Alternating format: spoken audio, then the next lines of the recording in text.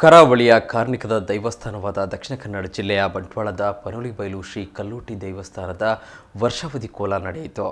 ಬೆಳಗ್ಗೆ ಗಣಹೋಮ ಹಾಗೂ ವಿವಿಧ ಧಾರ್ಮಿಕ ಕಾರ್ಯಕ್ರಮಗಳು ವಿಧಿವತ್ತಾಗಿ ನಡೆದು ಬಳಿಕ ನಾಗತಂಬಿಲ ಸೇವೆ ನಡೆಯಿತು. ಮಧ್ಯಾಹ್ನ ಅನ್ನ ಸಂತರ್ಪಣೆ ನಡೆಯಿತು. ಸಂಪ್ರದಾಯದಂತೆ ಭಂಡಾರದ ಮನೆಯಿಂದ ದೈವಗಳ ಭಂಡಾರ ಆಗಮಿಸಿ ದೈವಗಳಿಗೆ ಕೋಲ ಸೇವೆ ನಡೆಯಿತು. ಇದರ ಜೊತೆಗೆ ವಿವಿಧ ಸಾಂಸ್ಕೃತಿಕ ಕಾರ್ಯಕ್ರಮಗಳು ವಿಜೃಂಭಣೆಯಿಂದ ನಡೆಯಿತು.